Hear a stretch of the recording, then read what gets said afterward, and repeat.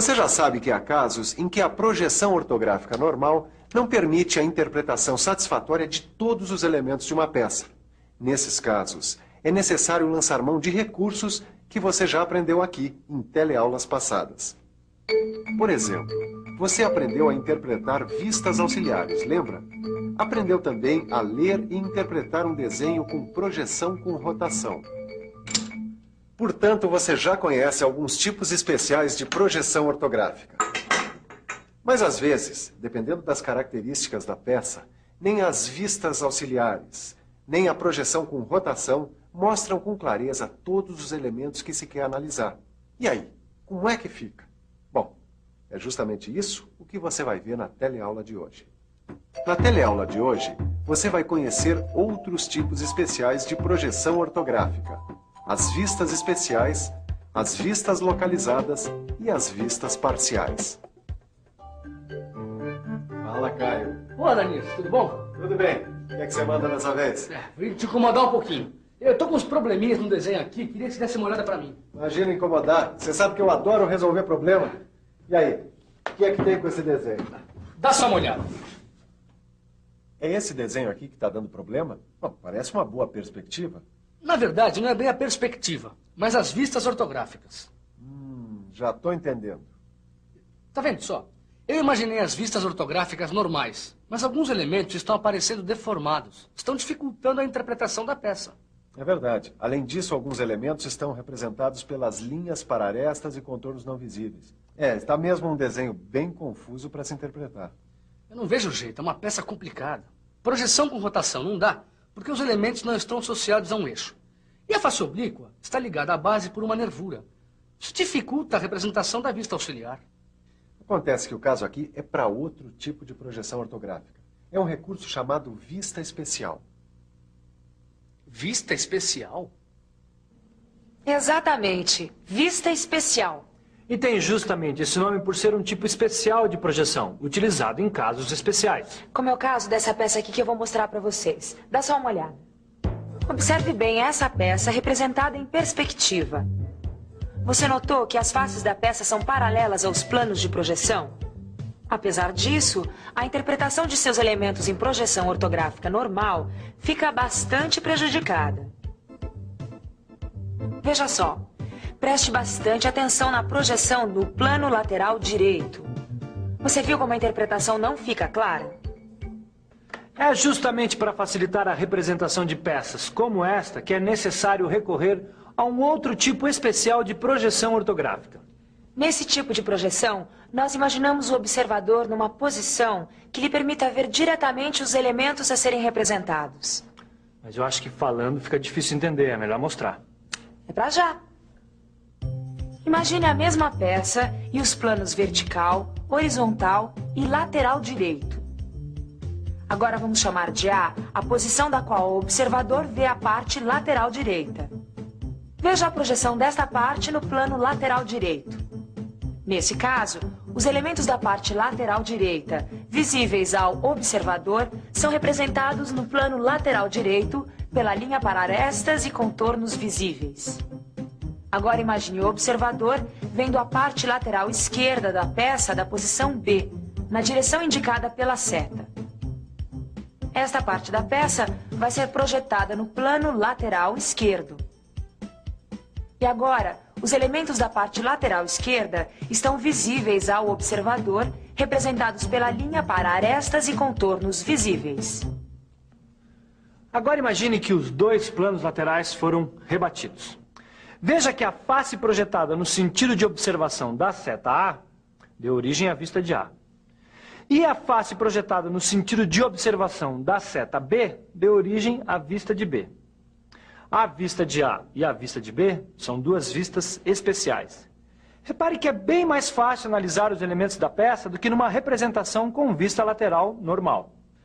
Nesta representação com vistas especiais, não é necessária a vista superior, porque as demais vistas já possuem as informações necessárias para a execução da peça.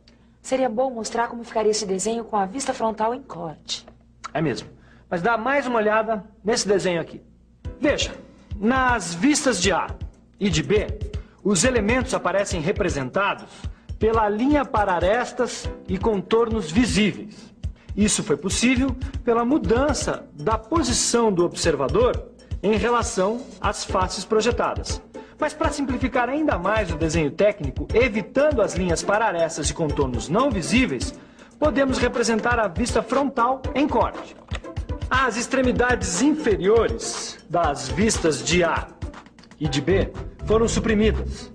As linhas de ruptura indicam o lugar onde foi feita a supressão.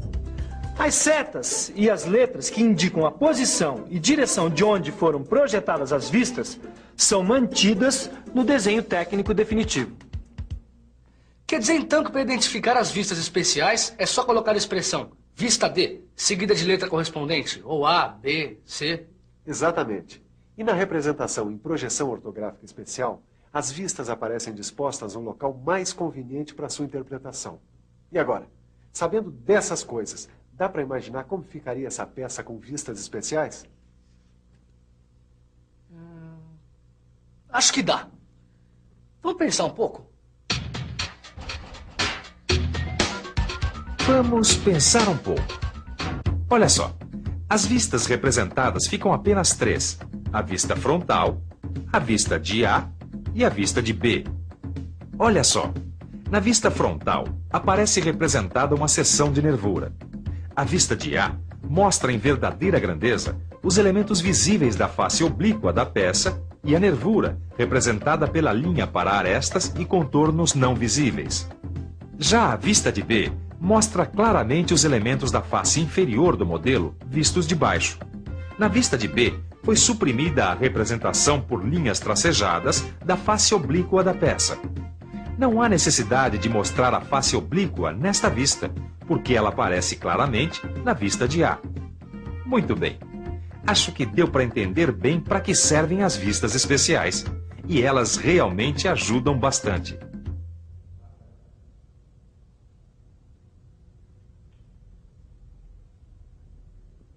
Nossa, mas que concentração. Pelo jeito, o desenho é muito difícil, né? Ah, que isso, Silva. Pelo contrário, até que ele é super fácil. Dá uma olhada nos desenhos. Ah, é mesmo muito fácil. Uma peça cilíndrica com rasgo de chaveta. Ela é tão simples que nem foi necessário representar 3 vistas para imaginar sua forma. Olha só com 2 dá para ter a noção exata do que é essa peça. Mas não dá para formar uma ideia exata do rasgo da chaveta. Certo, entendi o seu problema. Quando isso ocorre, a gente lança a mão de um recurso chamado vista localizada. Vista localizada? É uma forma de representação especial. Você usa as vistas localizadas quando precisa realçar somente um elemento da peça, como é o caso desse rasgo de chaveta. Mas como é que eu represento essa vista localizada, Silva? É simples. Olha só essa vista ortográfica. O que você deve fazer é imaginar o observador em uma posição que lhe permita ver o rasgo de chaveta sem deformação.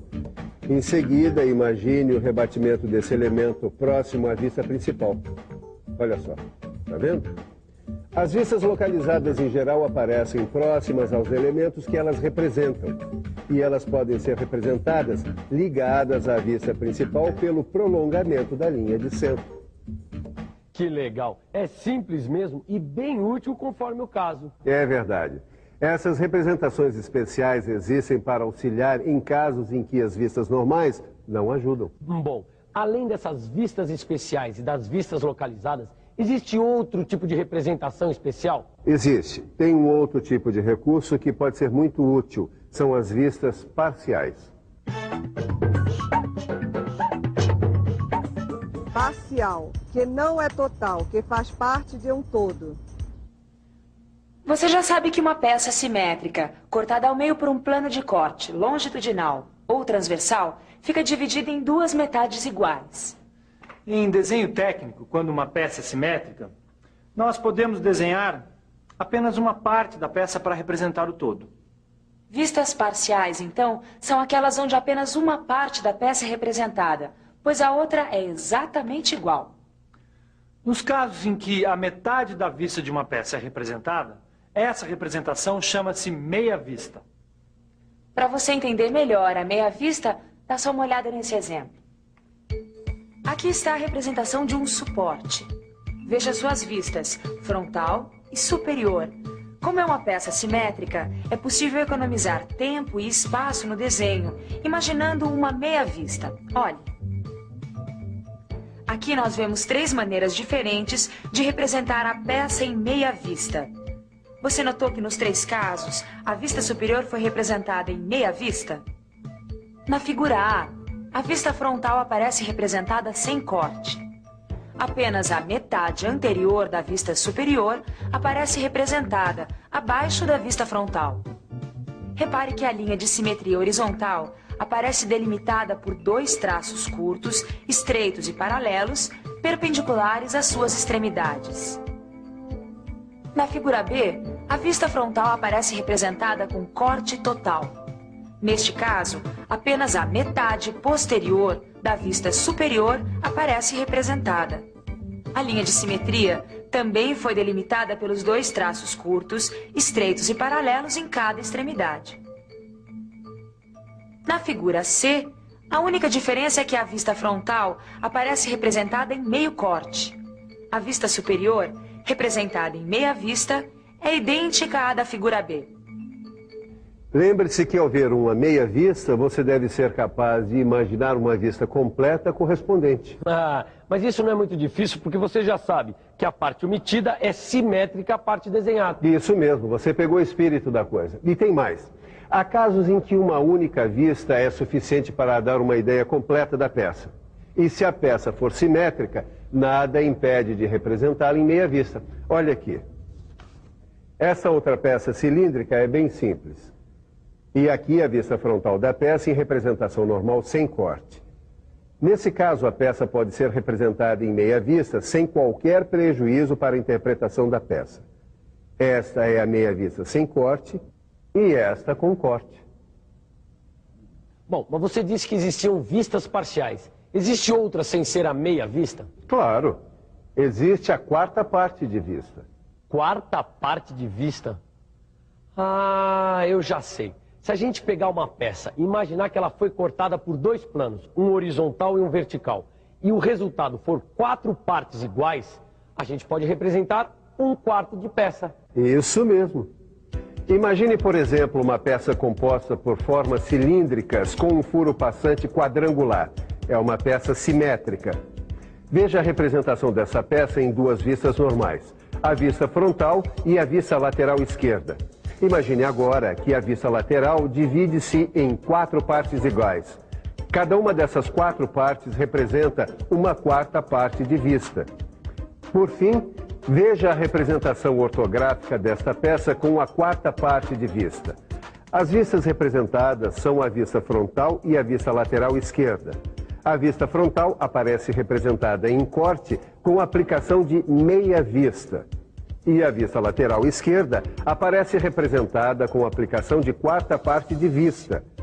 Observe também 2 traços curtos, estreitos e paralelos nas extremidades das linhas de simetria. Quando é que a gente tem que representar uma peça com vistas parciais? Sempre que possível é bom. Tanto a representação de meia vista quanto a de 4ª parte de vista traz economia de tempo e espaço no desenho. E isso é muito bom. Isso é muito bom. Mas melhor ainda é a gente fazer uma revisãozinha de tudo que a gente viu. Você não acha? E atenção, se liga aí que é hora da revisão. Na teleaula de hoje, você viu que quando os elementos de uma peça aparecem deformados nas vistas normais, dificultando a interpretação, existem representações especiais, como a vista especial, que facilitam a leitura do desenho técnico. Aprendeu também que, além das vistas especiais, existem outros tipos de representações especiais. Uma delas é a vista localizada. Também existem as vistas parciais, utilizadas em peças simétricas e que podem ser imaginadas em meia vista ou em 4ª parte de vista. Hoje eu aprendi muitas novidades.